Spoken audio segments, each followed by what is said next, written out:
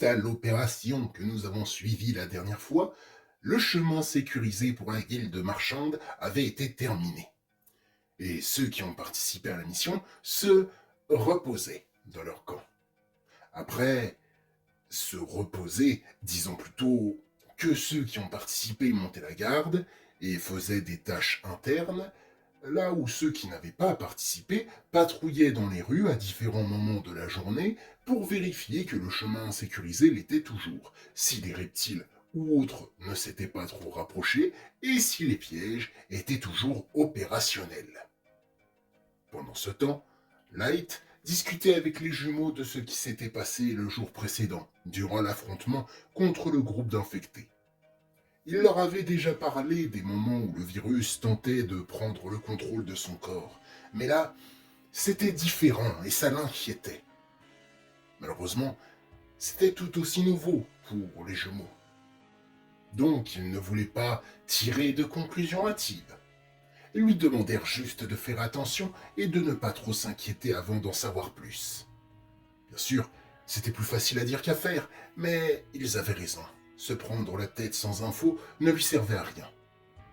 Finalement, ils continuèrent de travailler sur les nouvelles armures d'éclaireurs en se basant sur les informations que Light leur avait données suite à sa mésaventure.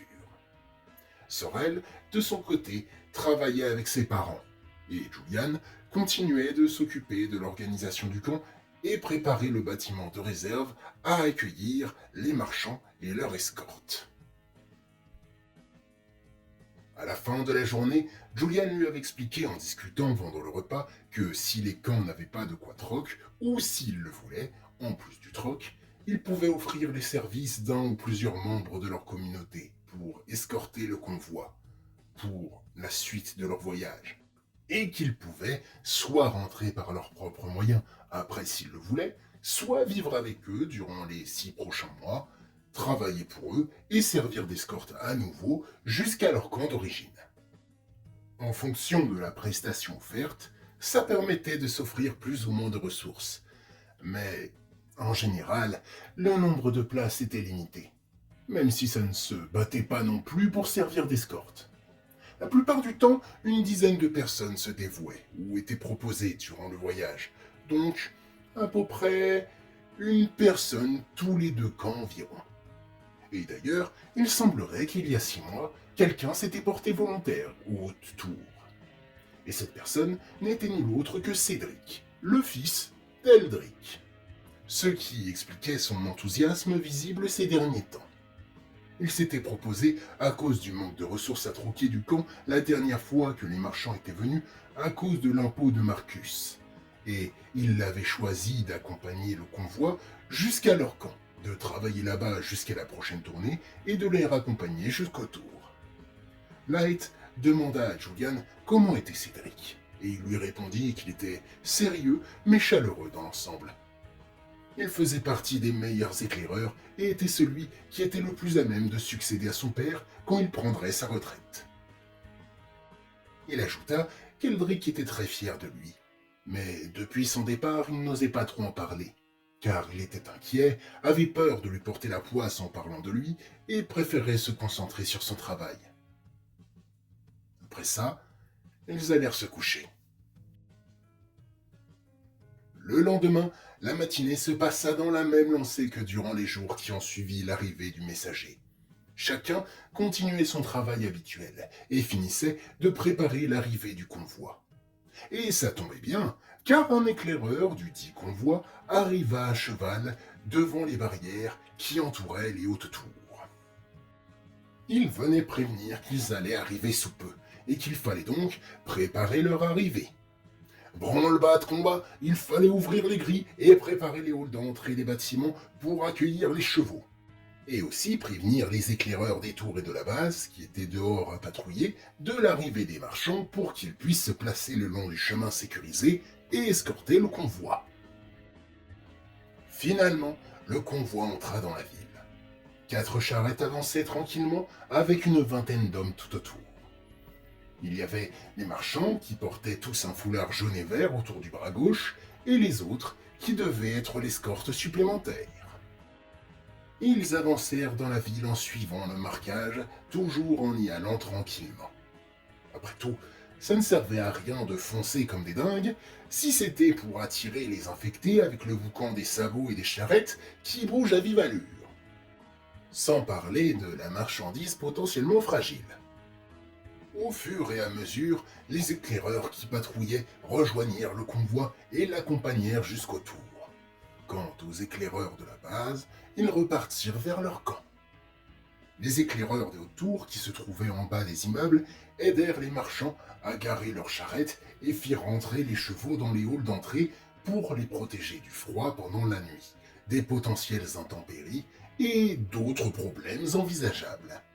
Puis, petit à petit, les marchands montèrent avec les éclaireurs et l'escorte par la plateforme. Tous les habitants qui le pouvaient les accueillèrent avec le sourire aux lèvres.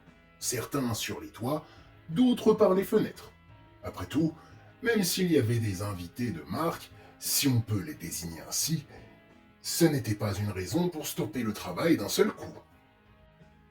Les premiers à serrer la main au leader de l'expédition furent Julian, Eldrick et les éclaireurs qui s'entraînaient encore sur les toits à leur arrivée.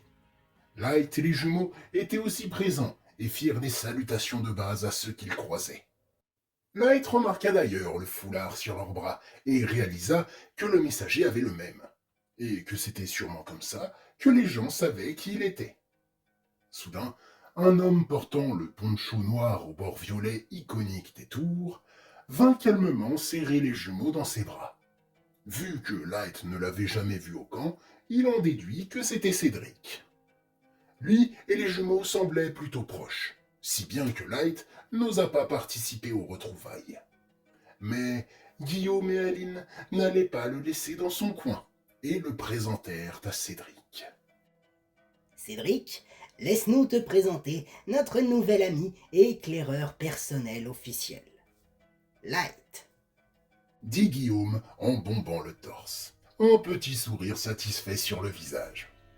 Un petit rire amical sortit de la bouche de Cédric, qui vint faire une poignée de main à Light. Puis il répondit Votre éclaireur personnel officiel, hein? Donc il doit être sacrément talentueux pour qu'il ait éveillé votre intérêt et que vous ayez accepté de travailler avec lui. Mais bon, moi aussi j'ai... Tout d'un coup, il se fit interrompre par Eldrick, qui surgit derrière son fils et vint le serrer fort dans ses bras, en le grondant partiellement de ne pas être venu tout de suite lui dire bonjour depuis le temps, avec un grand sourire sur les lèvres et des larmes de joie coulant à flots sur ses joues. Tout le groupe se mit à rire et Cédric rendit le câlin à son père en s'excusant. Puis, une jeune femme au visage sérieux arriva, se racla doucement la gorge et tira timidement sur le poncho de Cédric. Ce dernier se retourna et quand il la vit, il lâcha son père pour se positionner à côté d'elle, une main posée sur sa hanche, et il dit d'un ton rempli de fierté « Papa, les amis, je vous présente Meryl, ma femme. » Là, même en plein milieu du vacarme des salutations et récits du voyage du convoi marchand, un silence tomba autour du petit groupe qui entourait Cédric et Meryl. Les jumeaux et Eldrick les regardèrent avec des yeux ronds de stupéfaction. Et Light, qui s'apprêtait à les féliciter, en voyant la réaction des autres, décida de se taire et attendit de savoir si c'était une bonne nouvelle ou une mauvaise. Quelques secondes plus tard, quand l'information fut assimilée, les jumeaux félicitèrent le couple. Et Eldrick, bien que visiblement déconcerté, le fit aussi. Light suivit donc le mouvement. Julian finit par rejoindre le groupe, et en apprenant la nouvelle, il les félicita lui aussi. Mais, en regardant Eldrick, il vit que ce dernier avait un regard un peu triste. Alors il le prit à part, laissant les autres discuter joyeusement, et alla lui parler en privé. Enfin, pas pour moi. Du coup, je suis parti écouter aux portes. De fait, une fois en privé, Julian lui demanda ce qui n'allait pas. Et Eldrick lui répondit qu'il était bien évidemment ravi que son fils soit de retour, et entier, mais il avait peur que cette fille l'éloignait à nouveau. Là, Julian lui répondit que c'était possible, mais qu'il devrait déjà commencer par lui parler, et ensuite, si effectivement il veut repartir, ce serait mieux que ce soit en bons termes, lui rappelant sa relation avec sa famille, qui s'est très mal terminée. Eldrick baissa la tête, et après un soupir, il lui donna raison, et le remercia. Puis, il retourna voir Cédric et Meryl. Bon, je ne suis pas intrusif à ce point, donc je les ai laissés rentrer dans l'appartement d'Eldrick et sa femme sans fouiner davantage. Ensuite, au fil des heures, les habitants laissèrent les marchands aller se reposer dans les appartements qui leur avaient été préparés. Après tout, ils avaient bien le droit de se reposer un peu avant qu'on leur saute dessus pour leurs marchandises. Après toute cette animation dans la journée, le calme nocturne semblait presque étrange. Pourtant, c'était l'ambiance habituelle des tours. Mais ce genre d'événement était si rare que, pendant la journée, c'était comme si le monde était revenu un peu plus à la vie. Même pour Light, ça lui faisait bizarre. Et pourtant, quand ils avaient vaincu Marcus et libéré la base de la dictature, les deux camps avaient fêté ça. Mais là, ça avait presque une ambiance de festival. Et il ne pensait pas voir ça dans ce monde. Il avait aussi hâte de discuter à nouveau avec Sorel, qui n'avait pas été là car elle travaillait avec ses parents pendant la journée, et elle devait être fatiguée après toutes ces heures de travail. Heureusement, demain, les gens n'auraient qu'une demi-journée de travail prévue, pour laisser aux marchands le temps d'installer ce dont ils avaient besoin pour commercer. Finalement, il s'endormit paisiblement, en se demandant ce que le lendemain allait leur offrir à tous.